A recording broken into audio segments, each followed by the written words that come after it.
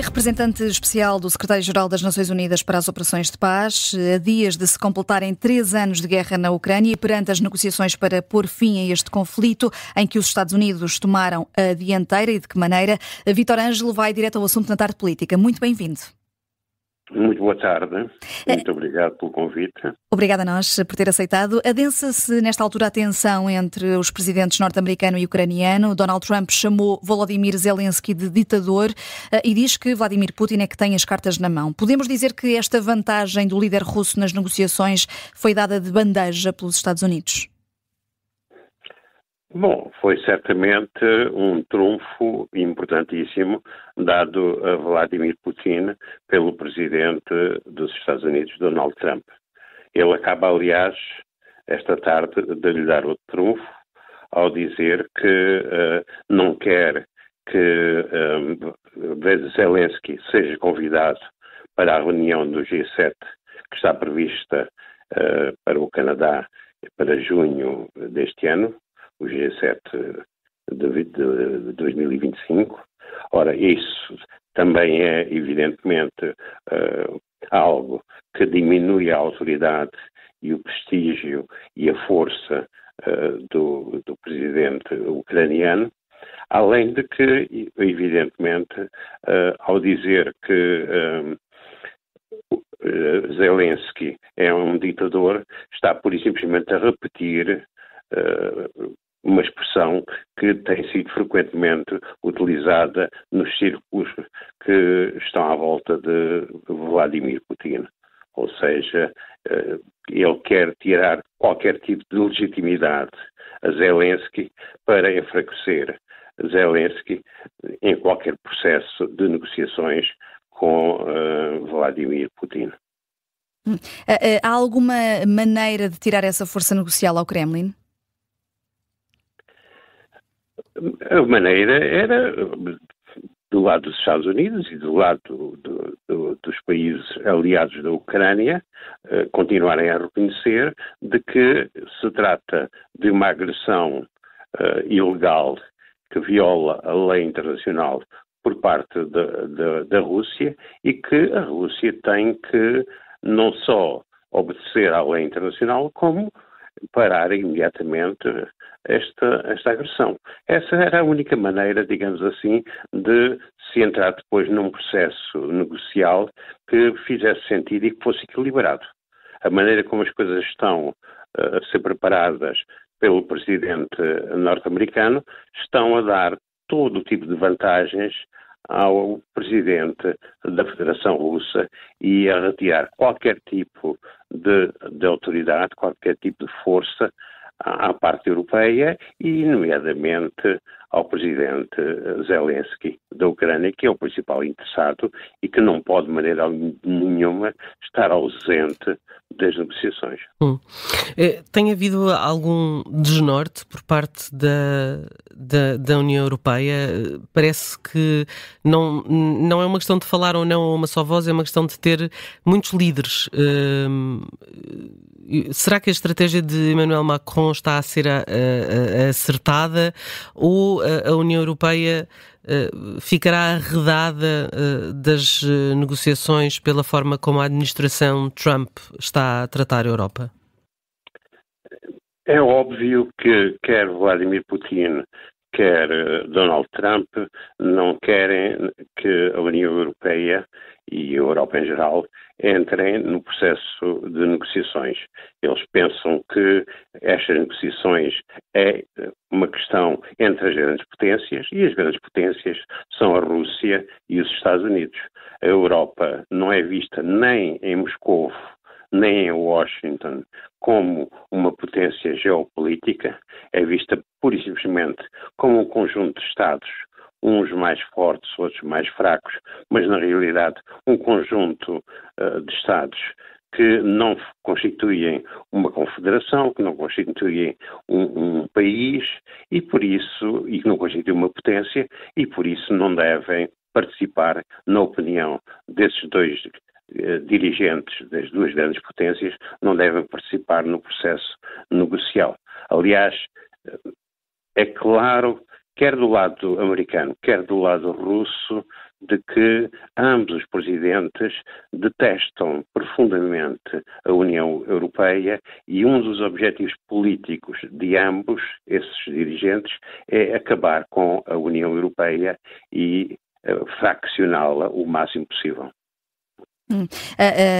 E é neste contexto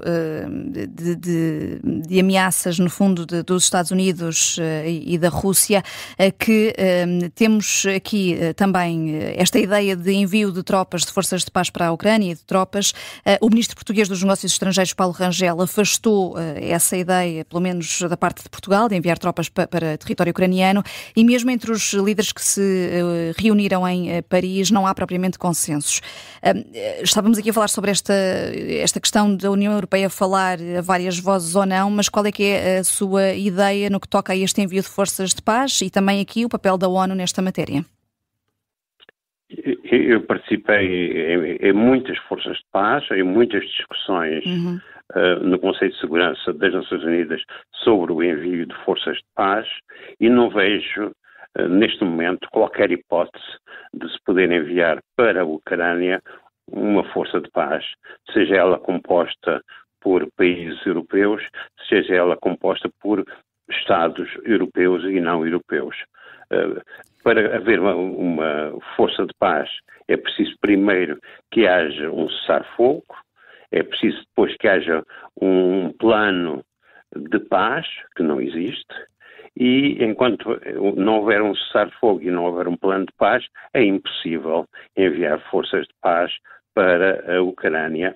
Nem os ucranianos estariam em condições de aceitar essa presença, mas, sobretudo, os russos não quereriam de modo algum que essa força de paz fosse destacada para a Ucrânia. Isso quer dizer que esta ideia que tem sido lançada é precipitada? O próprio secretário-geral das Nações Unidas, António Guterres, considerou a possibilidade de se enviarem forças de paz se houver acordo, mas enfim, agora estamos todos a falar sobre isto. Esta ideia é uma ideia que é pura e simplesmente uma ilusão neste momento. Enquanto não houver um acordo de cessar-fogo, como eu disse, e depois um acordo de paz, é impossível enviar uma força de paz, seja ela uma força europeia, seja ela uma força internacional, seja ela aprovada apenas pelos europeus ou aprovada no Conselho de Segurança das Nações Unidas. Por isso, falar de forças de paz numa altura em que a guerra continua e em que não há nenhuma perspectiva, mas nenhuma perspectiva de se chegar a um plano de paz, parece-me não só absolutamente prematuro, mas um erro de quem não percebe como é que funcionam estas coisas e que não sabe que sem um acordo de paz não há forças de paz. E qual é que seria o melhor mediador nestas negociações de paz? E até aqui apelando também à sua experiência nesta matéria. E tendo em conta que os Estados Unidos já tomaram a dianteira, mas tínhamos, por exemplo, o Qatar. Aliás, o Qatar, isto é no Médio Oriente, estava aqui a fazer uma confusão, naturalmente. Mas que mediador é que poderia ser aqui o melhor, Vítor Ângelo? Neste momento não há nenhum mediador. Desculpa, fiquem na ideia.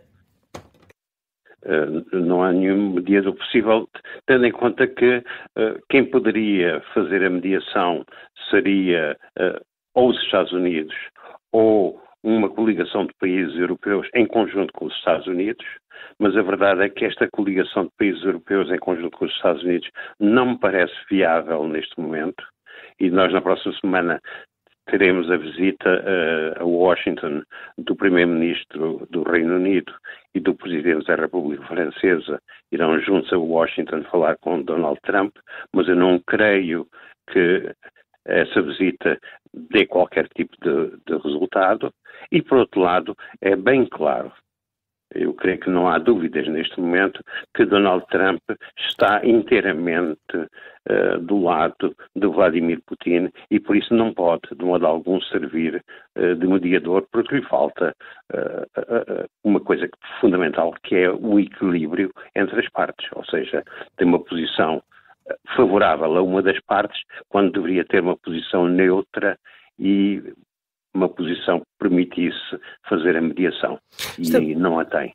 Estamos a ver de alguma forma um voltar atrás no tempo, porque podemos agora voltar a ter um Reino Unido com um papel chave neste equilíbrio de poderes, como aconteceu no passado, porque de alguma forma se perde este aliado um aliado tão charneira como foi no último século os Estados Unidos. Sim, o Reino Unido é um aliado importante e era importante que o Reino Unido trabalhasse em conjunto com as forças da União Europeia, e é nesse sentido que parece que as coisas estão a evoluir. Para além do Reino Unido, é evidente que, apesar de todas as críticas que se possam fazer ao presidente francês Emmanuel Macron tem tentado nas últimas semanas encontrar uma solução e encontrar um ponto de encontro, digamos assim, entre os diferentes países europeus e o Reino Unido. E fez bem em tomar esta dianteira? Como? Fez bem em tomar esta dianteira? Alguém deveria tomá-la.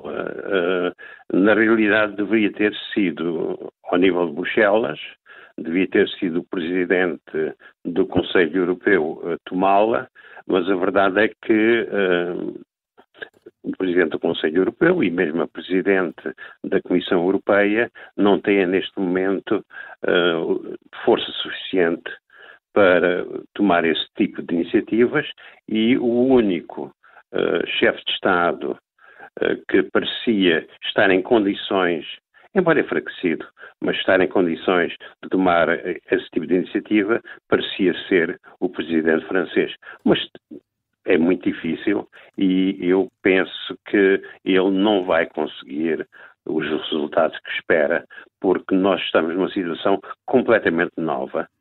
Há uma semana atrás, por exemplo, nas margens da Conferência de Munique, da Conferência sobre a Segurança em Munique, os ministros dos negócios estrangeiros do G7, incluindo os Estados Unidos, criticaram abertamente a agressão russa contra a Ucrânia, e hoje, dia 20 de fevereiro, esses mesmos ministros, por isso uma semana depois, esses mesmos ministros estão reunidos no Canadá a preparar a reunião do G7, e o ministro dos negócios estrangeiros norte-americano disse que no comunicado que viesse a sair da reunião do G7 não se podia falar de agressão russa, ou seja, em uma semana a posição dos Estados Unidos mudou bastante, e nós estamos perante uma situação que é extremamente confusa, que é completamente incompreensível e que certamente não facilita a unidade dos países ocidentais. Antes, pelo contrário, nós estamos rapidamente a caminhar para uma fratura ao nível do mundo ocidental. E na sequência do que está a dizer, Vítor Ângelo, terá de vir aí uma mudança também em termos institucionais para a Europa ser um bloco com uma só voz e uma voz efetiva? Até estava há pouco a dizer que o Presidente do Conselho Europeu é que deveria ter tomado a dianteira. Temos demasiadas pessoas a mandar, digamos assim? Temos demasiadas pessoas com receio, sobretudo com receio do Presidente norte-americano. E a partir do momento em que se receia o líder de uma das potências mundiais, é impossível tomar iniciativas, e a única coisa que se faz é pequenas reuniões e praticamente manter o silêncio.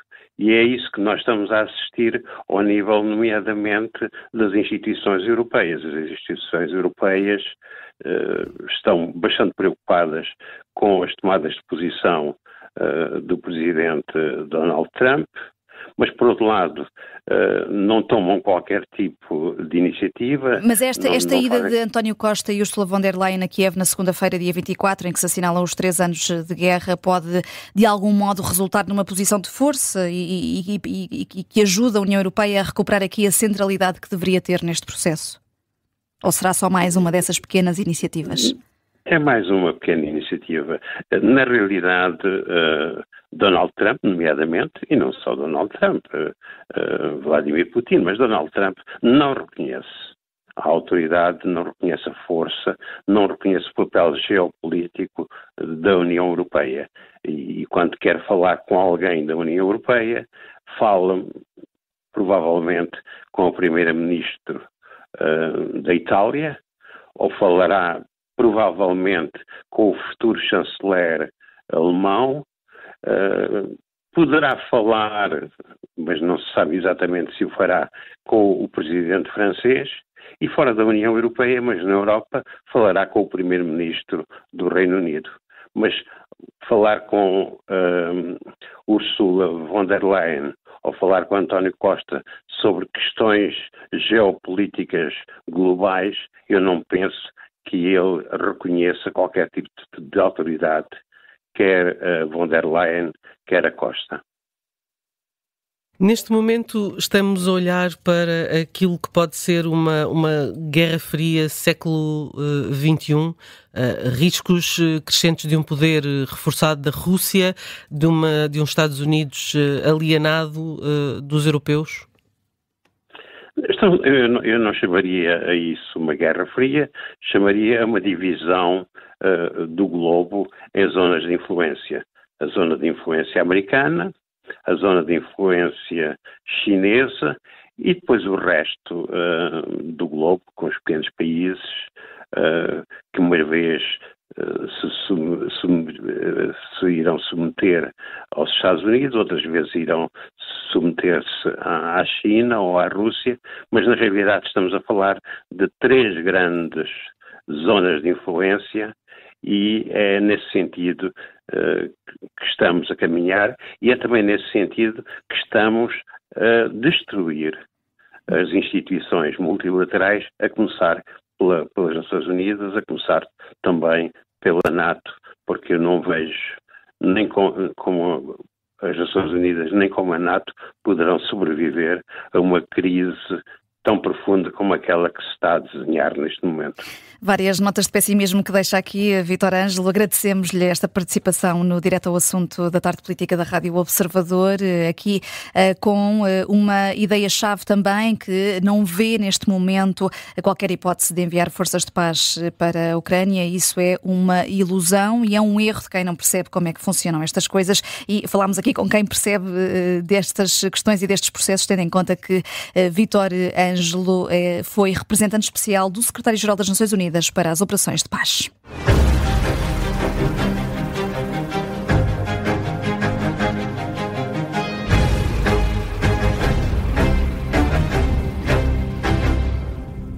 Se gostar deste podcast, pode seguir, dar 5 estrelas e comentar o episódio na Apple Podcasts ou no Spotify.